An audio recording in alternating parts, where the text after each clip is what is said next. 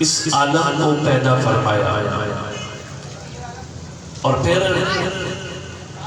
اس عالم میں اللہ کریم نے حضرت انسان کو اپنا خلیفہ بنایا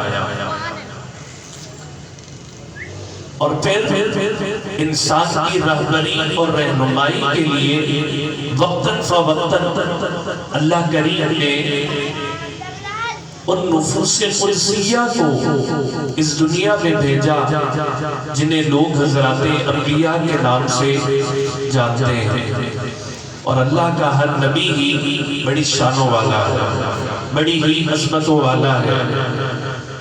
اللہ کریم نے اپنے ہر نبی کو صحابی بھی عطا فرمائے اور حواری بھی عطا فرمائے، اور اللہ کریم نے خاتم الانبیاء امام الانبیاء صلی اللہ علیہ وسلم کو جو صحابہ عطا فرمائے، جو صحابی عطا فرمائے، اللہ کریم نے وہ سب سے اعلیٰ اور سب سے افضل عطا فرمائے، سب سے اعلیٰ اور سب سے افضل عطا فرمائے۔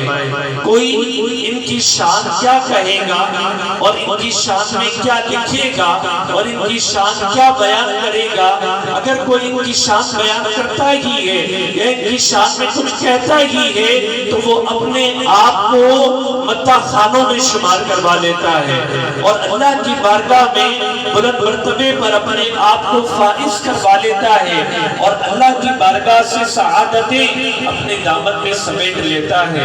اللہ کریم نے ایسے فرشتے، اللہ کریم نے حضور علیہ السلام کو ایسے صحابہ عطا فرمائے، اور ہر صحابی وہ بڑی شانوں والا ہے۔ صحابی کہتے کسے ہیں؟ صحابی کہتے ہیں کہ جس نے حضور کا دیدار کیا ہو، جس نے حضور کو دیکھا ہو، جس نے حضور کی صحبت پائی ہو، جس نے حضور کا زمانہ پایا ہو، حضور کی مجلس میں بیٹھا ہو حالت ایمان کے اندر، اور حالت ایمان کے اندر ہی دار فنا سے دار بقا کی طرف چلا گیا ہو، اسے صحابی کہتے ہیں۔ صحابی چاہے وہ ادنا مرتبے کا ہو یا اعلیٰ مرتبے کا ہو وہ صحابی، اللہ نے ہر صحابی سے جنت کا وعدہ فرمایا۔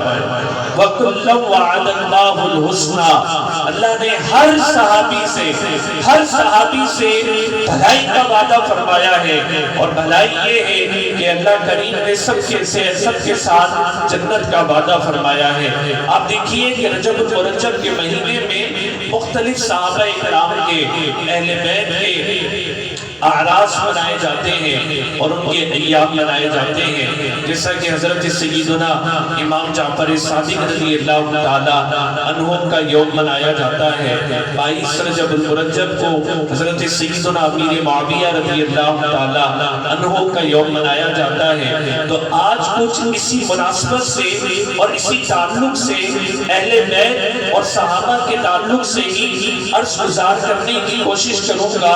حضور علیہ السلام نے اپنے صحابہ کے بارے میں فرمایا اصحابی کالنجوم فبأیہم اقتدیتم اہتدیتم، کہ میرے صحابہ وہ ستاروں کے مانند ہیں، ان میں سے تم جس کی بھی پیروی کر لو گے دنیا میں بھی اور آخرت میں بھی کامیاب ہو جاؤ گے، دنیا میں بھی اور آخرت میں بھی کامیاب ہو جاؤ گے۔ اور حضور علیہ السلام نے اپنے اہل بیت کے متعلق فرمایا کہ میرے گھرانے والے، میرے گھر والے یہ حضرت نوح علیہ السلام کی کشتی کی طرح ہے۔ میرے گھر والوں کی مثال مثل اہل بیتی، میرے گھر والوں کی مثال یہ حضرت نوح علیہ السلام کی کشتی کی طرح ہے۔ تو جو اس کشتی میں سوار ہو جائے گا، جو اس کشتی میں سوار ہو جائے گا، آپ دیکھیے کہ آج کے اس جدید دور میں بھی جہاں ٹیکنالوجی ترقی کرتی چلے جا رہی ہے اور جدت سے جدت آتی چلے جا رہی ہے، آج بھی اگر لوگ جہاز کا سفر کرتے ہیں سمندر کے اندر تو جہاں کمپاس بھی کام کرنا چھوڑ دیتا ہے اور وہ کام کرنا بند کر دیتا ہے تو وہاں پر ستاروں سے مدد لی جاتی ہے. کس سے مدد لی جاتی ہے؟ ستاروں سے مدد لی جاتی ہے. تو اگر کوئی شخص یہ کہے، حضور علیہ السلام نے فرمایا کہ میرے صحابہ ستاروں کی مانند ہے اور میرے گھر والے وہ کشتی کی مانند ہے. اگر کوئی کہے کہ میں اس کشتی کے اندر بیٹھ جاؤں اور مجھے ستاروں کی ضرورت نہیں تو وہ شخص بھی منزل مقصود تک نہیں پہنچ پائے گا. اگر کوئی شخص کہے کہ میں ستاروں سے رہنمائی لے لوں گا اور مجھے کشتی کی ضرورت نہیں ہے تو وہ شخص بھی منزل مقصود تک نہیں پہنچ پائے گا. منزل مقصود تک پہنچنے کے لیے ستاروں کی بھی ضرورت ہے اور کشتی کی بھی ضرورت ہے. تو فرمایا کہ میرے گھرانے والے یہ کشتی کی طرح ہے اور میرے صحابہ یہ ستاروں کی طرح ہے. تو پتہ چلا کہ گھر والوں کو بھی لینا ہے اور صحابہ کو بھی لینا ہے. اس کشتی میں بیٹھ جانا ہے اور ستاروں سے مدد لیتے رہنا ہے اور ان کی رہبری میں، ان کی رہنمائی میں یہ سیدھے جنت کی طرف لے جائے گا. ان کی رہبری میں اور ان کی مہربانی میں، ان کی رشد و ہدایت میں یہ سیدھے انسان کو جنت میں لے جائیں گے. یہ صحابہ کا اور اہل بیت کا آپس میں جو تعلق ہے یہ لازم و ملزوم کی طرح ہے. اگر کوئی کہے کہ میں صحابہ کو مانوں گا، اہل بیت کو چھوڑ دوں گا، اہل بیت کو مانوں گا اور صحابہ کو چھوڑ دوں گا، کبھی بھی وہ منزل مقصود تک نہیں پہنچ پائے گا. ان کے لیے جنید بغدادی نے کہا کہ اگر کوئی صحابہ کو مانے، اہل بیت کو چھوڑ دے، اور اہل بیت کو مانے اور صحابہ کو چھوڑ دے، قد وصلوا الی سقر، ایسا شخص منزل مقصود تک نہیں پہنچے گا. اگر وہ پہنچے گا تو جہنم میں پہنچے گا. اگر جو صحابہ کو بھی ماننے والا ہوگا اور اہل بیت کو بھی ماننے والا ہوگا تو یہ سیدھا راستہ انسان کو جنت کی طرف لے جانے والا ہے. یہ راستہ اسے جنت کی طرف لے جانے والا ہے. وہ اعلیٰ حضرت فرماتے ہیں نا کہ اہل سنت کا ہے بیڑا پار اصحاب حضور، اہل سنت کا ہے بیڑا پار اصحاب حضور. نجم ہے اور ناؤ ہے عطرت رسول اللہ، نجم ہے اور ناؤ ہے عطرت رسول اللہ. تو ہم صحابہ کے بھی ماننے والے ہیں اور اہل بیت کے بھی ماننے والے ہیں. ہم صحابہ کی بھی ماننے والے ہیں اور اہل بیت کے بھی ماننے والے ہیں. ہم تو یہ کہتے ہیں جو حضور کے گھر والے ہیں، جو حضور کے گھر والے ہیں اور جو حضور کے صحابہ ہیں، ارے گھر والوں کو بھی سلام ہے، گھر والوں کو بھی سلام ہے، گھر والوں کو بھی سلام ہے اور گھر والوں کو بھی سلام ہے. ہم گھر والوں کو بھی ماننے والے ہیں اور گھر والوں کو بھی ماننے والے ہیں. ابھی 22 رجب کو حضرت امیر معاویہ رضی اللہ تعالیٰ عنہ کا یوم آئے گا اور ان کا دن آئے گا. اب بعض لوگ کہتے ہیں کہ امیر معاویہ کے بارے میں یا کسی صحابی کے بارے میں اگر کوئی حضرت علی کی محبت میں کسی کو برا بھلا کہے، حضرت امیر معاویہ کو برا بھلا کرے، ایسا شخص ناصری. اور جو حضرت امیر معاویہ کی محبت میں حضرت علی رضی اللہ تعالیٰ عنہ کو برا بھلا کہتا ہے وہ ناصری ہے. اور جو حضرت علی کی محبت میں امیر معاویہ کو برا بھلا کہے وہ رافضی ہے. اور اہل سنت کا یہ موقف ہے، اہل سنت کا یہ نظریہ ہے کہ وہ صحابہ کے بھی ماننے والے ہیں اور اہل بیت کے بھی ماننے والے ہیں. وہ صحابہ سے بھی محبت کرتے ہیں اور اہل بیت سے بھی محبت کرتے ہیں. آئے آپ کو ایک حدیث پاک سناؤں جس کے راوی ہیں حضرت سیدنا امیر معاویہ رضی اللہ تعالیٰ. بولیے سبحان اللہ. حضرت سیدنا امیر معاویہ رضی اللہ تعالیٰ عنہ اس حدیث پاک کو روایت کرتے ہیں، کہتے ہیں کہ حضور کا دور رسالت ہے، حضور کا دور رسالت ہے اور صحابہ مسجد نبوی میں مجلس لگائے بیٹھے ہیں. صحابہ مسجد نبوی میں مجلس لگائے بیٹھے ہیں اور حضور علیہ السلام اپنے حجرہ رحمت کے اندر تشریف فرما ہے. تھوڑی دیر وقت گزرتا ہے، تھوڑی دیر وقت گزرتا ہے، حضور علیہ السلام اپنے حجرہ رحمت سے باہر تشریف لاتے ہیں اور لانے کے بعد اپنے صحابہ سے فرماتے ہیں کہ اے میرے صحابہ بتاؤ تم کیا کر رہے تھے، اے میرے صحابہ بتاؤ تم کیا کر رہے تھے. تو صحابہ عرض کرتے ہیں کہ یا رسول اللہ ہم اللہ کا ذکر کر رہے ہیں، کیا کر رہے تھے؟ اللہ کا ذکر کر رہے تھے، اللہ کا ذکر کر رہے تھے، اور ہم اس بات پر شکر ادا کر رہے تھے کہ اللہ نے آپ کی صورت میں ہمیں ہدایت عطا فرمائی، اللہ نے آپ کی صورت میں ہمیں ہدایت عطا فرمائی۔ حضور نے فرمایا کیا اس پر قسم دے سکتے ہو؟ کیا اس پر قسم دے سکتے ہو؟ بات کوئی اتنی بڑی نہیں تھی، بات کوئی اتنی لمبی نہیں تھی، لیکن حضور نے فرمایا کہ اس پر قسم دے سکتے ہو؟ جیسے آپ یہاں پر محفل سننے کے لیے آئے، شرکت کرنے کے لیے آئے ہیں، میں آپ سے پوچھوں کس لیے آئے ہیں؟ آپ کہیں گے کہ محفل میں شرکت کرنے کے لیے آئے ہیں۔ میں آپ سے کہوں کہ کیا اس بات پر قسم دے سکتے ہو؟ تو آپ ذرا حیران ہو جائیں گے کہ یہ قسم کیوں لی جا رہی ہے؟ بات قسم لینے والی تو تھی نہیں، لیکن قسم کیوں لی جا رہی ہے؟ حضور نے صحابہ سے فرمایا کیا اس بات پر تم قسم دے سکتے ہو کہ تم اللہ کا ذکر کر رہے تھے اور اس بات کا شکر ادا کر رہے تھے کہ اللہ نے میری صورت میں تمہیں ہدایت عطا فرمائی؟ تو صحابہ نے قسم دی کہ ہاں ہم اس بات کا شکر ادا کر رہے ہیں کہ اللہ نے آپ کی صورت میں ہمیں ہدایت عطا فرمائی اور ہم اللہ کا ذکر کر رہے تھے۔ صحابہ نے پوچھا یا رسول اللہ قسم لینے کی کیا وجہ تھی؟ قسم لینے کی کیا وجہ تھی؟ حضور نے فرمایا کہ تم یہاں اللہ کا ذکر کر رہے تھے اور حجرہ رحمت میں میرے پاس جبریل امین آتے ہیں اور وہ آ کر یہ عرض کرتے ہیں کہ حضور باہر نکل کر دیکھیے کہ آپ کے صحابہ کیا کر رہے ہیں۔ آپ کے صحابہ اللہ کا شکر ادا کر رہے ہیں اس صورت میں کہ اللہ نے آپ کے ذریعے سے انہیں ہدایت عطا فرمائی۔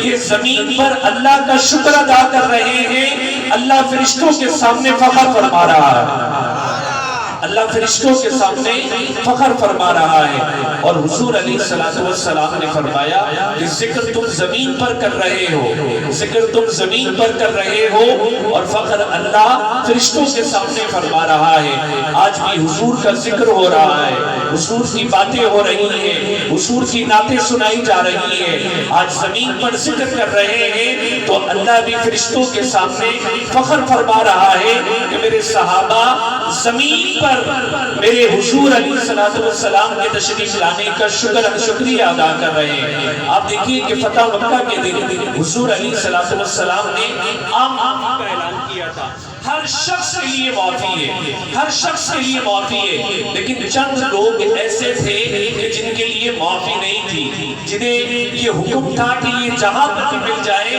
انہیں قتل کر دیا جائے۔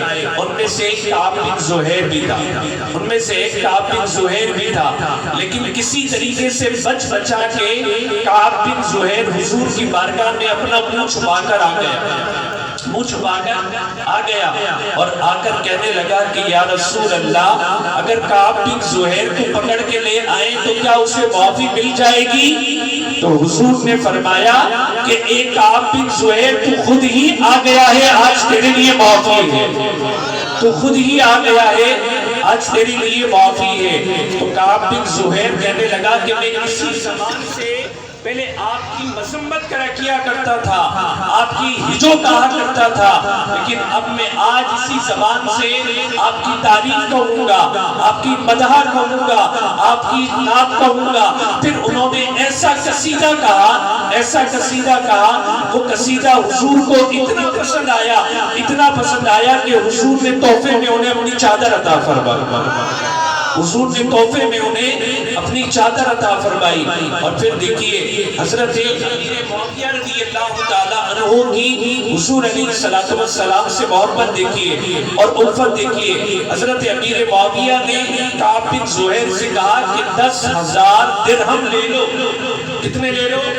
10,000 درہم لے لو اور یہ چادر مجھے دے دو، 10,000 درہم لے لو اور یہ چادر مجھے دے دو۔ لیکن کعب بن زہیر نے وہ چادر نہیں دی۔ جب ان کا انتقال ہو گیا تو حضور کی چادر سے امیر معاویہ کو اتنی محبت تھی کہ ان کے انتقال کے بعد 20,000 درہم دے کے وہ چادر انہوں نے لے لی۔ اور جب بھی کوئی بادشاہ تخت نشین ہوتا تو بطور اعزاز کے بطور وقار کے وہ چادر اپنے زیب تن کیا کرتا تھا اور اسے اپنے اوپر اوڑھا کرتا تھا. اور سنتے جائیے امیر معاویہ رضی اللہ تعالیٰ عنہ کی شان کیسے نرالی ہے. انہوں نے اپنے انتقال سے پہلے لوگوں کو یہ وصیت کی ہے کہ جب میرا انتقال ہو جائے، کیا ہو جائے؟ جب میرا انتقال ہو جائے تو ان کے پاس حضور کے منہ مبارک بھی تھے. سبحان اللہ. حضور کے منہ مبارک بھی تھے اور حضور کے ناخنوں کا تراشا بھی تھا. حضور کے ناخنوں کا تراشا بھی تھا. اور اپنی وصیت میں کہتے ہیں کہ جب میرا انتقال ہو جائے، جب میں اس دنیا سے چلا جاؤں تو یہ بال میرے اعضائے سجدہ پہ رکھ دینا.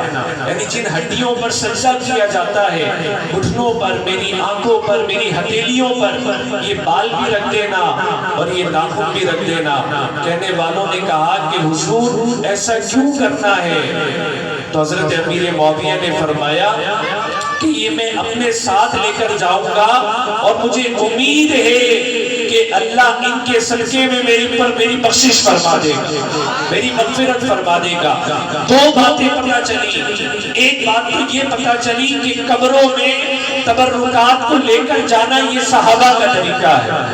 قبروں میں تبرکات کو لے کر جانا یہ صحابہ کا طریقہ ہے. اور دوسری بات یہ ہے کہ لوگ یہ کہتے ہیں کہ امیر معاویہ کی اور صحابہ کی آپس میں کوئی لڑائی تھی، ان کے کوئی معاملات تھے. ارے عقل کے ناخن لینے چاہیے اور غور کرنا چاہیے کہ جب امیر معاویہ حضور کے منہ مبارک سے اور ناخنوں کے تراشوں سے اتنی محبت کر رہے ہیں تو حضور کی آل سے کتنی محبت کرتے ہوں گے، حضور کے گھرانے والوں سے کتنی محبت کرتے ہوں گے، ان کے گھر والوں سے کتنی محبت کرتے ہوں گے، ان سے بڑی محبت کرتے ہوں گے. بلکہ حضرت امیر معاویہ رضی اللہ تعالیٰ عنہ تو وہ اپنے دربار میں آنے والوں کو یہ کہا کرتے تھے کہ میرے سامنے علی کی شان بیان کرو، میرے سامنے علی کی شان بیان کرو. اور جو کوئی بھی علی کی شان بیان کرتا انہیں تحفہ بھی عطا فرماتے، اسے درہم و دینار بھی عطا فرماتے.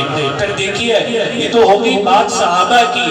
اور حضور کے اگر گھرانے والوں کی بات کریں، حضور کے گھرانے والوں کی بات کریں تو ان کے گھرانوں میں سے ایک نوجوان ایسا ہے کہ جو خانہ کعبہ کا طواف کر رہا ہے، جو خانہ کعبہ کا طواف کر رہا ہے.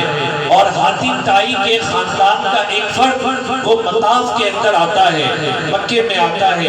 وہ اس نوجوان کو دیکھتا ہے تو اپنے دل میں خیال کرتا ہے کہ یہ کوئی عام نوجوان نہیں ہے، یہ کوئی بڑے گھرانے کا شخص لگتا ہے، یہ معزز گھرانے کا شخص لگتا ہے، کسی اعلیٰ خاندان سے تعلق رکھنے والا یہ شخص لگتا ہے. قریب جا کر کہتے ہیں کہ ذرا اپنا تعارف تو کروائیے. وہ نوجوان اپنا تعارف کرواتا ہے. پھر وہ نوجوان کہتا ہے کہ ذرا اپنا بھی تعارف کروائیے. وہ حاتم طائی کا پوتا یہ کہتا ہے کہ میرا تعارف یہ ہے کہ میرے دادا کی سخاوت بڑی مشہور ہے، میری دادا کی سخاوت بڑی مشہور ہے. میرے دادا کے دربار کے 10 دروازے تھے اور کوئی بھی مانگنے والا ایک مرتبہ ایک دروازے سے آتا اور اگر وہی مانگتا دوبارہ دوسرے دروازے سے آتا اسے بھیک پھر جاتی، اگر تیسرے دروازے سے آتا پھر بھی جاتی، حتیٰ کہ 10 دروازوں سے بار آتا تو اسے بھیک دی جاتی. وہ نوجوان کہتا ہے کہ یہ سخاوت نہیں ہے، یہ سخاوت نہیں ہے، یہ تو بخالت ہے، یہ کنجوسی ہے. ارے اگر سخاوت دیکھنی ہو تو میرے نانا کی سخاوت دیکھو، میرے نانا کی سخاوت دیکھو. اور وہ سخاوت یہ ہے کہ جو حضور کے در پر ایک دفعہ ہی آتا ہے، حضور سے ایک ہی دفعہ میں اتنا دیتے ہیں کہ دوبارہ آنے کی ضرورت ہی نہیں پڑتی ہے، دوبارہ آنے کی ضرورت ہی نہیں پڑتی ہے. ایک ہی دفعہ اتنا ملتا ہے کہ دوبارہ مانگنے کی ضرورت ہی نہیں پڑتی. اعلیٰ حضرت فرماتے ہیں کہ میرے قریب سے گر قطرہ کسی نے مانگا، میرے قریب سے گر قطرہ کسی نے مانگا، دریا بہا دیے ہیں دربے بہا دیے ہیں، دریا بہا دیے ہیں دربے بہا دیے ہیں. یہ حضور کا گھرانہ ہے، یہ حضور کے گھر والے ہیں، یہ حضور کے گھر والے ہیں. اور وہ نوجوان کون تھا؟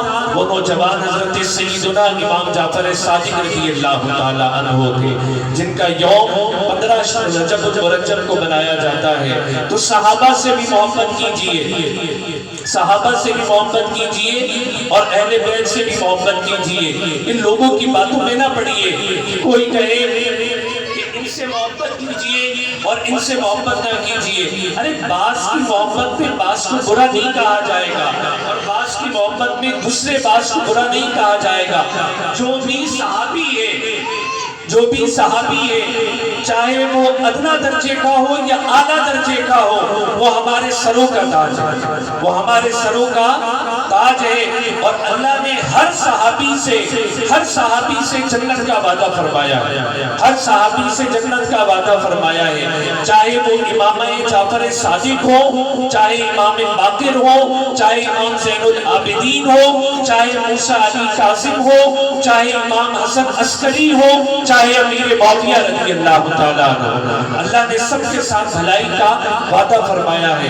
یہ دور بڑا فتنوں کا دور ہے، ہر طرف سے فتنے اٹھتے چلے جا رہے ہیں۔ حضرت معاویہ کے لیے تو حضور علیہ السلام نے دعا فرمائی، اللہم اجعلہ ہادیا مہدیا واہدنی بی، کہ اے اللہ اس امیر معاویہ کو ہدایت یافتہ بھی بنا دے، اور اس کے ذریعے سے لوگوں کو ہدایت بھی عطا فرما، اور ان کے ذریعے سے دوسرے لوگوں کو بھی ہدایت عطا فرما، اس سے بھی ہدایت عطا فرما، اور اس کے ذریعے سے دوسرے لوگوں کو بھی ہدایت عطا فرما۔